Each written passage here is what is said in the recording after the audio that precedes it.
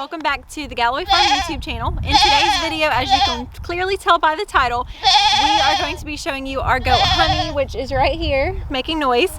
We're going to be showing you her giving birth for the first time, and it'll be our first goat birth here on our farm. So super exciting. It is pretty graphic, so just be warned, if you are squeamish, you may not want to watch it. And I did have Addie, my 2-year-old, with me, so she had lots of commentary for it. I'm just going to mute that and I'll do a voiceover kind of explaining what was going on. So I hope you enjoy. So as soon as I started recording on my camera, the amniotic sac ruptured, which you'll see here in a second. And I'm just so glad I got this all on camera, let alone got to watch it in person. So you just saw it rupture. But I was so scared that I was gonna miss this, I was gonna be at work or just not home when she went into labor, and I really wanted to see it because it's our first goat birth here on the farm, and I have never seen a goat birth in person. I've only seen videos and kind of read about them as to what to expect. So now you can start to see one little hoof so far making its way out. This labor went very quickly.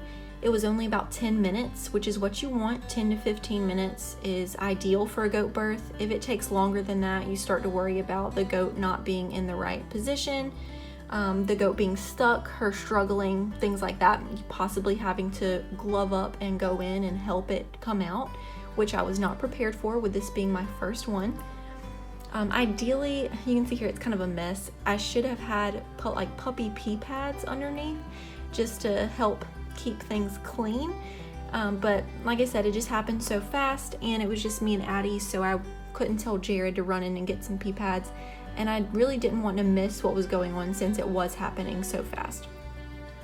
The whole day I knew she was close to labor, so I kept checking out the window just to see like if anything was going on, and I did see our buck Michael Jordan sniffing her backside a few times, and then one time I looked outside and saw that she was laying on her side.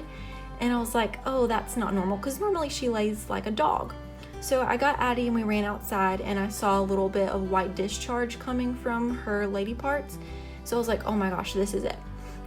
So I ran in, got the camera, got my phone, came back outside, and she had went into the shelter and was laying on her side, and you could tell she was contracting. So now you can see 2 hooves and its little face.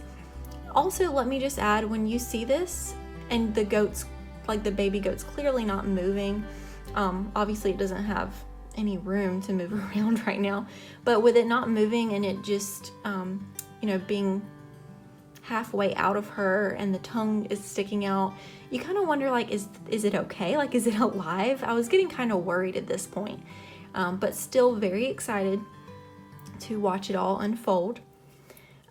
So we got our goats last year in September, and they came as 4 does and a buck. So they have always lived together. So I don't know exactly when Honey was bred. She just started looking bigger one day, and I would put my hands on either side of her whenever she was eating, and I could feel kicks. So I knew she was pregnant. I just didn't know when she was bred, so I didn't know when to expect her to go into labor. Goats usually have a gestation period of 5 months. So we did the math, and if everything added up correctly, it would have been the end of February, beginning of March, and she gave birth on February 26th. So our math was right. We just didn't have like an exact due date.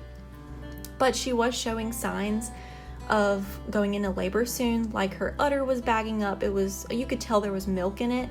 Her teats were very swollen, and her lady bits were very puffy and swollen. So we knew it was a matter of time before she did actually go into labor.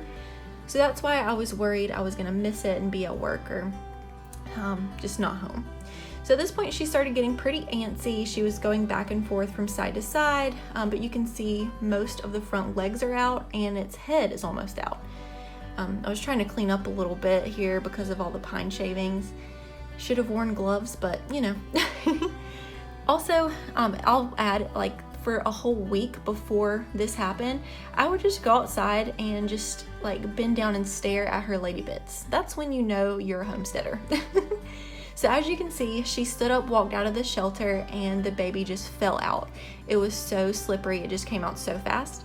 And you can tell the umbilical cord is attached. It'll break off here soon, which is what you want. We Cleaned it with iodine afterwards just to make sure no bacteria got in. You're also supposed to tie it off like with some dental floss, and we did not do that, but we did clean it really well with iodine. And again, this would have been perfect to have a pee pad underneath so it wouldn't be covered in all those lovely pine shavings. But it's okay, he's clean now. So we kind of just left him sitting there for a little bit. Honey didn't really want anything to do with him. She didn't try to lick him and clean him off. She would just go up and smell him and then walk away. And then he started getting a little cold. He was shivering since he was still wet. So we got some towels and wiped him off. And he had some fluids in his mouth, so I just suctioned that out to where he could breathe a little bit better. So we got him all dried off, put him on some towels, and then he started trying to walk very quickly after he was born. He would walk to Honey and she just was not having it. I don't know if she was scared or if she was just in shock. She was still laboring the placenta at this point, so I don't know if that had anything to do with it. But he would walk up to her, underneath her, and she would just kind of look at him like, what are you doing? And then she would just walk away. So we ended up bringing him inside. He's currently living in our bathroom because we are bottle feeding him right now. He's doing great on that. We're giving him colostrum replacement and whole milk from the store. Honey, I'm milking her once a day because we want to use her milk for soap and cheeses and different things like that. And she's actually doing great with the milking process. So that's gonna be it for this video. Thank you so much for watching. I hope it was educational and I hope you enjoyed it, and we'll see you in the next one.